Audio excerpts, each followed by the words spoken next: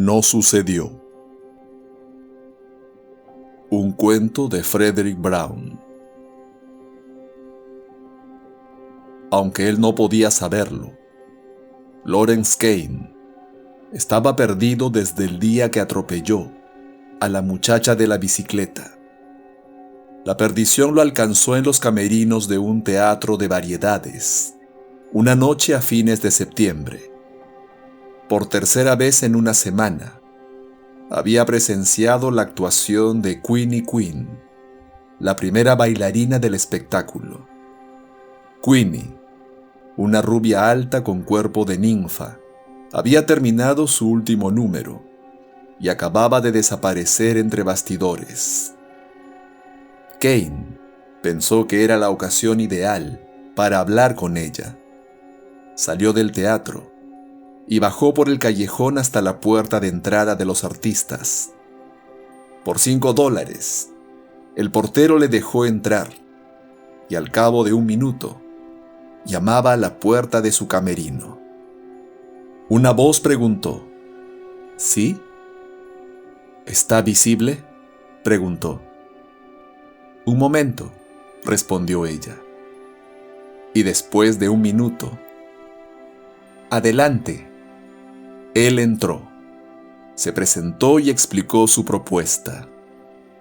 Estaba preparado para una negativa y dispuesto a ofrecerle una suma de 4 cifras. Pero en vez de escucharle razonablemente, ella empezó a gritarle como una arpía y después cometió la gravísima equivocación de abofetearlo. Le dolió, perdió la paciencia, retrocedió un paso, sacó su revólver y le disparó. Después salió del teatro y cogió un taxi para volver a su apartamento. Tomó unas cuantas copas para tranquilizar sus nervios y se fue a la cama. Estaba durmiendo profundamente cuando poco después de medianoche llegó la policía y le arrestó por asesinato. Él no comprendió nada. Mortimer Merson, el mejor abogado criminalista de la ciudad, regresó al edificio del club a la mañana siguiente y encontró un recado en el que se le pedía que telefoneara a la juez Amanda Hess. La telefoneó inmediatamente. «Buenos días, señoría. ¿Ocurre algo?» «Ocurre algo, Morty. Si puedes venir a mi despacho, me ahorrarás el tener que explicártelo por teléfono». «Estaré ahí dentro de 1 hora», le aseguró él. Y así fue. «Buenos días otra vez, señoría. Hágame el favor de explicarme lo que sucede». «Un caso para ti si lo quieres. Anoche se arrestó a un hombre por homicidio. Se niega a hacer declaraciones hasta haber consultado a un abogado, y él no tiene. Dice que hasta ahora jamás había tenido problemas legales y que no conoce a ningún abogado. Pidió al jefe que le recomendara uno, y el jefe me lo ha pasado a mí». Merson suspiró. «Otro caso de oficio. Bueno, supongo que ya era hora de que volviese a encargarme de uno. ¿Me ha designado a mí?» «No se trata de ningún caso de oficio», dijo la juez Hess. «El caballero no es rico, pero disfruta de una posición acomodada. Es un joven bastante conocido en la ciudad. ¿Puede decirme si ese modelo de virtud, inocente y difamado, tiene nombre?» «Lo tiene, y lo habrás oído más de una vez si lees los periódicos. Lawrence Kane». «El nombre lo confirma. Evidentemente es inocente. Hoy no he leído el periódico. ¿A quién se supone que ha matado? ¿Sabe usted algún detalle?» «Será un caso difícil, Morty», dijo la juez. «No creo que tenga ninguna posibilidad a menos que alegues locura temporal. La víctima era una tal Queenie Queen. Un nombre artístico, sin duda. Era bailarina en el Majestic, la estrella del espectáculo. Muchas personas vieron a Kane entre los espectadores durante su último número, y le vieron salir justo después, durante el número final. El portero le ha identificado y admite haberle dejado entrar. El portero le conocía de vista y esto fue lo que condujo a la policía hasta él. Al cabo de unos minutos, volvió a pasar junto al portero cuando salió.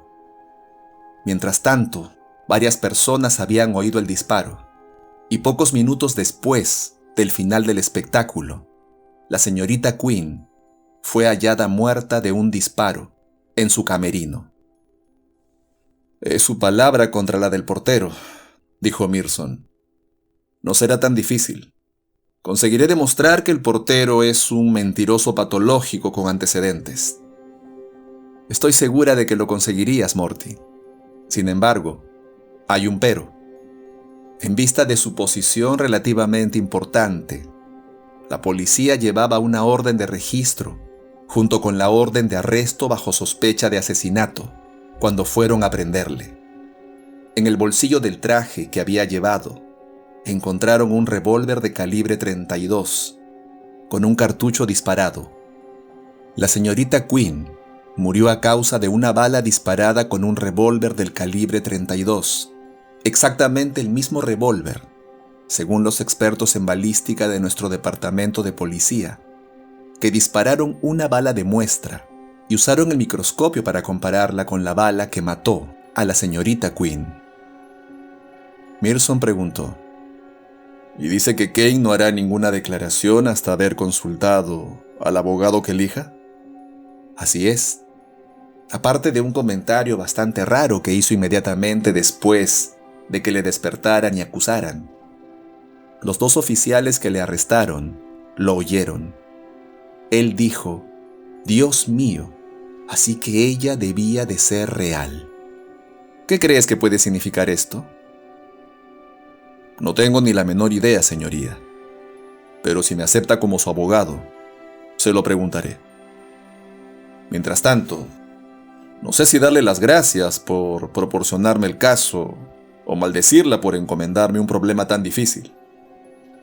A ti te gustan los problemas difíciles, Morty, y tú lo sabes. Sin embargo, quiero ahorrarte el trabajo de que hagas gestiones inútiles. Sería inútil tratar de conseguir una fianza o un mandato de habeas corpus. El fiscal del distrito saltó de la silla al recibir el informe de balística.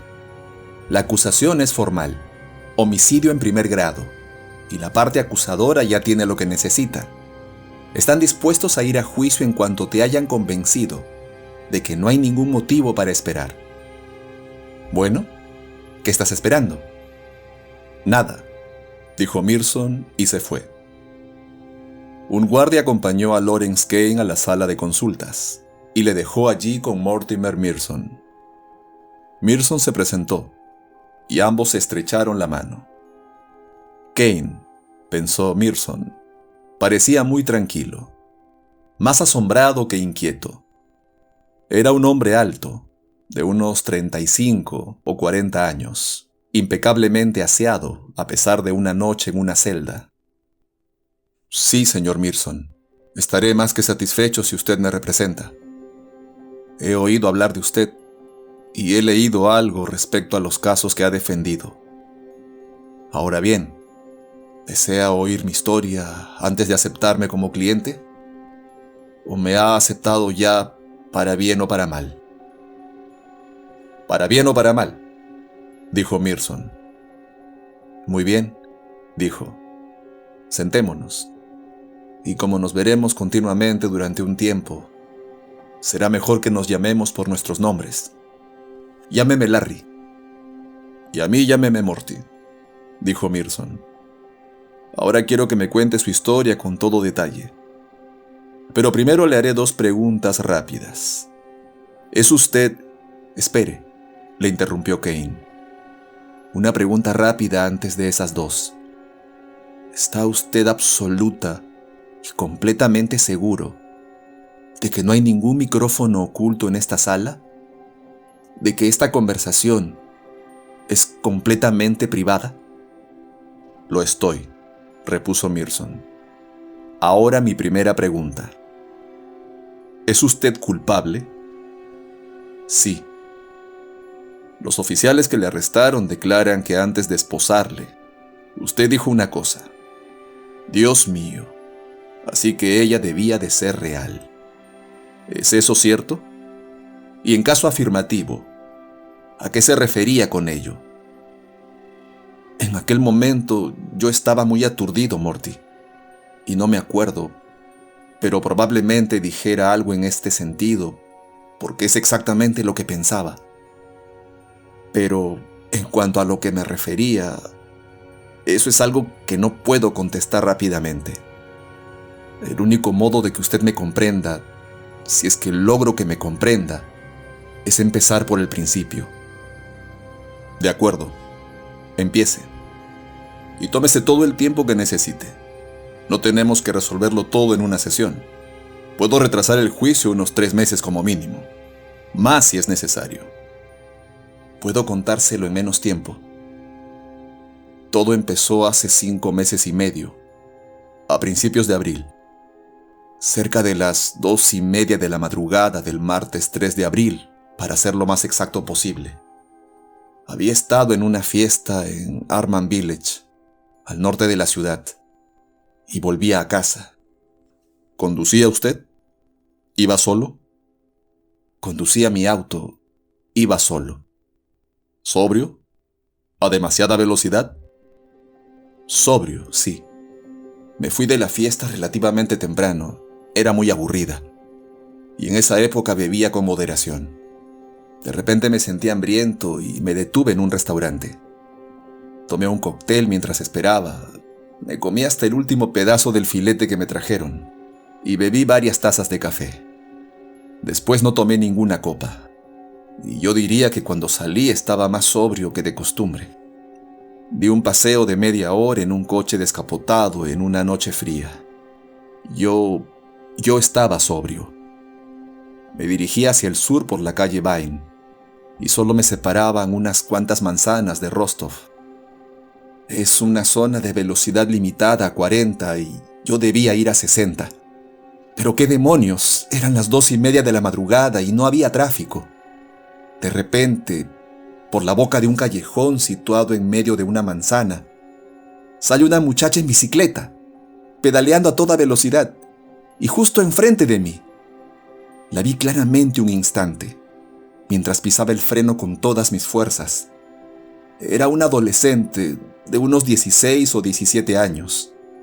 Su cabello rojizo le salía por debajo de un gran pañuelo marrón que llevaba en la cabeza. Iba vestida con un jersey verde y pantalones de color canela. La bicicleta era roja. ¿Observó todo eso en una ojeada? Sí, todavía lo veo con claridad. No lo olvidaré jamás. Un momento antes del impacto, ella se volvió y me miró fijamente, con ojos muy asustados ocultos tras unas gafas. Yo ya estaba apretando el pedal del freno con todas mis fuerzas. Pero demonios, por muy rápidas que sean tus reacciones, es imposible parar un coche en seco si vas a 60. Debía de ir a 50 cuando la arrollé. Fue un impacto espantoso. Y después, un ruido sordo y varios crujidos al pasar primero las ruedas delanteras y después las posteriores. El ruido sordo fue ella, naturalmente, y los crujidos fueron la bicicleta. El coche debió de pararse a 1 metro escaso. Un poco más adelante, a través del parabrisas, vi las luces de la comisaría, a una manzana de distancia. Salí del coche y eché a correr hacia allí. No miré atrás, no quise mirar atrás. No habría servido de nada, pues ella debía de estar muerta después de aquel impacto. Me precipité en el interior de la comisaría y al cabo de unos segundos conseguí dejar de tartamudear y explicarles lo sucedido. 2 agentes salieron conmigo y nos dirigimos hacia el lugar del accidente. Yo moderé el paso porque no quería llegar primero. Bueno, llegamos y... Déjeme adivinarlo, interrumpió el abogado. Ni rastro de la joven, ni rastro de la bicicleta. Kane asintió lentamente. Estaba el automóvil, parado en medio de la calle, los faros encendidos y la llave en el contacto. Detrás de él, unos 12 metros de marcas de neumáticos que empezaban unos 4 metros antes del lugar donde estaba el callejón. Y eso es todo. Ni rastro de la muchacha, ni rastro de la bicicleta, ni una gota de sangre, ni un pedazo de metal, ni una abolladura en el parachoques del automóvil. Me tomaron por un loco. Ni siquiera me dejaron sacar el coche de en medio de la calle. Uno de ellos lo aparcó junto a la acera y se quedó con la llave en vez de dármela. Y volvieron a conducirme a la comisaría para interrogarme. Pasé el resto de la noche allí. Supongo que habría podido llamar a un amigo para que avisara a un abogado y me sacara bajo fianza, pero estaba demasiado trastornado para pensar. Quizá demasiado trastornado para querer salir, para tener una idea de a dónde querría ir o qué querría hacer si salía. Lo único que deseaba era estar solo para pensar. Y después del interrogatorio, me hicieron entrar en una celda individual, y yo me alegré de poder quedarme a pensar en ella. Ni siquiera traté de dormir. A la mañana siguiente enviaron a un psiquiatra de la policía para hablar conmigo.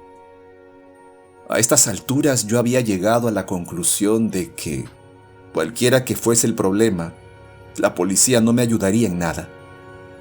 Así que engañé al psiquiatra, restando importancia a mi historia en vez de contársela tal como sucedió.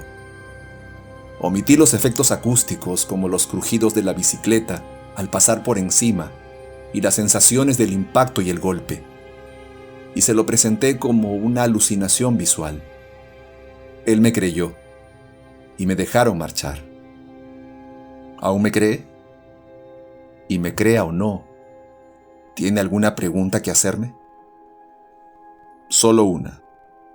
¿Está usted seguro de que su experiencia con la policía del Distrito 44 es objetiva y demostrable? Es decir, si llegamos a juicio y decido basar mi defensa en un estado de enajenación mental, ¿puedo llamar como testigos a los policías que hablaron con usted? ¿Y al psiquiatra de la policía?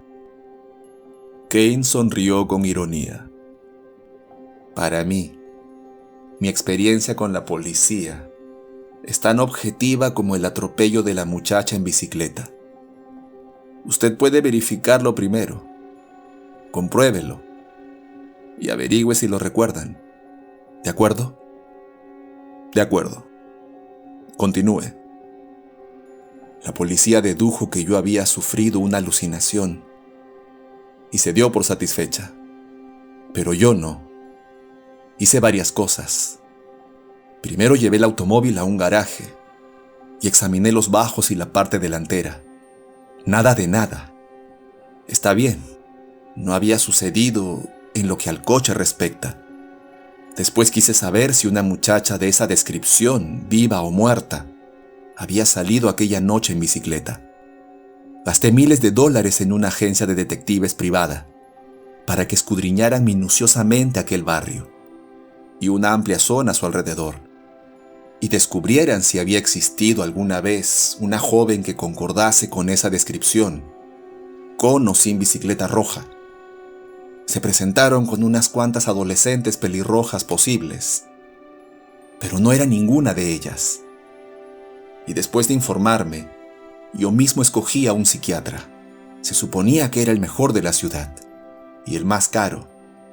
Fui a verle durante 2 meses. Resultó un fracaso. No conseguí averiguar lo que creía que había sucedido. No quiso decirme nada. Ya sabe cómo trabajan los psicoanalistas. Te hacen hablar a ti, te hacen analizarte a ti mismo y finalmente te hacen decirles cuál es tu problema. Entonces cotorreas un poco sobre ello y les dices que estás curado. Ellos se muestran de acuerdo contigo y te dicen que vayas con Dios. Eso está muy bien si tu subconsciente sabe cuál es el problema y finalmente lo deja escapar.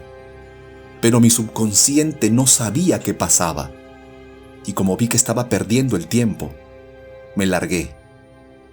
Pero, mientras tanto, yo había hablado con unos amigos para conocer sus ideas. Y uno de ellos, profesor de filosofía en la universidad, empezó a hablar de ontología. y eso me impulsó a leer libros sobre el tema, y me proporcionó una pista. En realidad yo creí que era más que una pista. Creí que era la solución. Hasta anoche.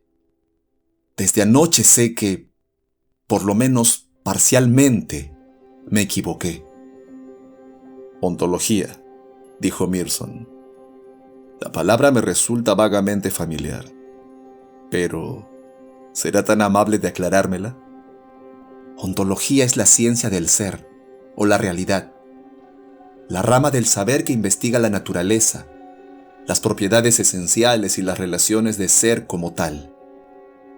Kane lanzó una mirada a su reloj de pulsera. Veo que estoy tardando en explicárselo más de lo que había pensado. ¿Le parece si acabamos esta conversación mañana? Una excelente idea, Larry. Mearson se levantó. Al día siguiente, continuaron su conversación. Fui a la comisaría del Distrito 44, dijo Mearson. El incidente que usted me describió no ha sido olvidado. Hablé con uno de los 2 agentes que salieron con usted hasta la escena hasta el coche. Usted informó realmente del accidente, de eso no hay duda. Comenzaré por donde lo dejé, declaró Kane. La ontología, el estudio de la naturaleza de la realidad. Al leer mucho sobre el tema, me tropecé con el solipsismo, que se inició en tiempos de los antiguos griegos. Es la creencia de que todo el universo es producto de la imaginación. En este caso, mi imaginación. Es la creencia de que yo soy la única realidad concreta y de que todas las cosas y todas las personas solo existen en mi mente. Mearson frunció el ceño. Así pues, la muchacha de la bicicleta solo tenía una existencia imaginaria. ¿Cesó de existir en el momento que usted la mató, sin dejar rastro, excepto un recuerdo en su mente que atestiguara su paso por la vida? A mí también se me ocurrió esta posibilidad, y decidí hacer algo que seguramente lo confirmaría o refutaría. Específicamente, cometer un asesinato, deliberadamente, para ver qué sucedía. Pero Larry, se cometen asesinatos todos los días. Hay personas que son asesinadas y no se desvanecen sin dejar rastro tras de sí. Pero no soy yo quien las ha asesinado, replicó Kane. ¿Y si el universo es un producto de mi imaginación? Eso supone una gran diferencia. La muchacha de la bicicleta es la primera persona que yo he matado en mi vida. Mearson suspiró. De modo que decidió averiguarlo, cometiendo un asesinato, y disparó sobre Queenie Queen. No, interrumpió Kane. Cometí otro antes de ese, hace 1 o 2 meses. Un hombre... No vale la pena que le diga su nombre o cualquier otra cosa acerca de él, porque la verdad es que nunca existió. Como la muchacha de la bicicleta. Pero, naturalmente, yo no sabía que ocurriría así. Tomé las debidas precauciones para que, si hallaban su cuerpo, la policía no pudiera detenerme como el asesino. Pero después de haberle matado, bueno, él no había existido jamás. Y creí que mi teoría estaba confirmada. A partir de entonces siempre he llevado un arma, creyendo que podría matar impunemente todas las veces que quisiera. Y que eso no tendría importancia, que no sería inmoral, porque cualquiera que yo matase no habría existido realmente, excepto en mi imaginación. Normalmente soy una persona de carácter apacible. La otra noche fue la primera vez que usé el revólver. Cuando esa maldita bailarina me pegó, lo hizo con fuerza, me cegó momentáneamente, y yo reaccioné de un modo automático al sacar la pistola y disparar. El abogado habló. Y Queenie Queen resultó ser real. Y usted está en prisión por homicidio. Así que, ¿no reduce eso su teoría de solipsismo a la nada? Kane frunció el ceño. Evidentemente, la modifica. He reflexionado mucho desde que me arrestaron. Y he llegado a una conclusión. Si Queenie era real, y desde luego lo era, yo no era, y probablemente no soy, la única persona real. Hay personas reales y personas irreales que solo existen en la imaginación de las reales. No sé cuántas hay, quizás solo unas pocas, quizá miles o incluso millones. Mi muestra, 3 personas de las cuales una resultó ser real, es demasiado pequeña para ser significativa. ¿Pero por qué? ¿Por qué tiene que haber una dualidad como esta? No tengo ni la menor idea, repuso Kane. He llegado a pensar cosas muy raras, pero no son más que suposiciones. Es como una conspiración. Pero una conspiración, ¿contra quién o contra qué? Y no todas las personas reales pueden estar envueltas en la conspiración, porque yo no lo estoy. Anoche tuve un sueño muy curioso acerca de eso. Uno de esos sueños confusos que no puedes contar a nadie, porque no tienen continuidad. Era algo sobre una conspiración y un archivo de la realidad que incluía los nombres de todas las personas reales y las mantenía reales. Y la realidad está manejada por una cadena de compañías inmobiliarias, una en cada ciudad. También se ocupan de bienes raíces como fachada. Y, oh demonios, es demasiado complicado para tratar de explicarlo. Bueno, Morty, eso es todo. Supongo que me dirá que mi única defensa es alegar locura. Y tendrá razón, porque, maldita sea, si estoy cuerdo, soy un asesino, en primer grado y sin circunstancias atenuantes, ¿no es así?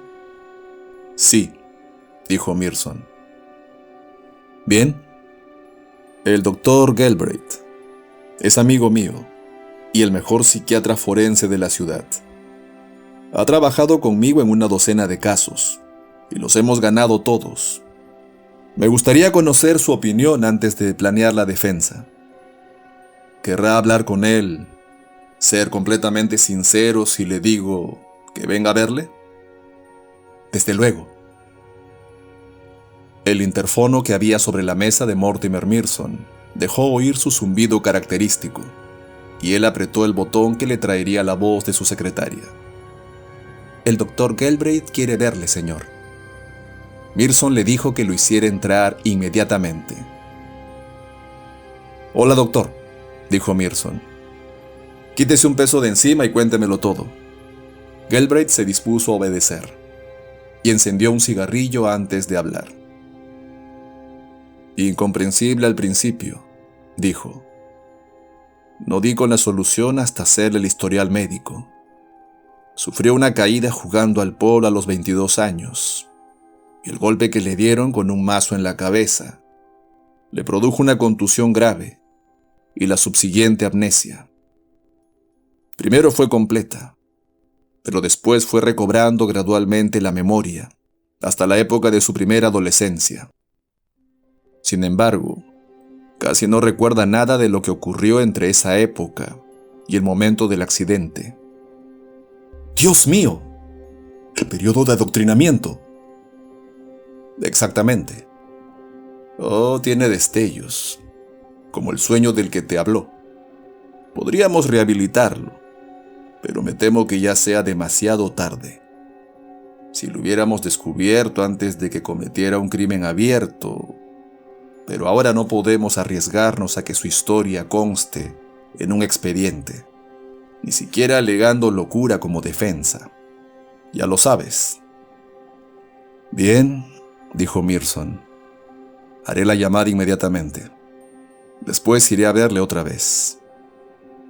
No me gusta, pero hay que hacerlo. Apretó un botón del interfono Dorothy, comuníqueme con el señor Hodge, de la compañía inmobiliaria Midland. Páseme la llamada a la línea privada.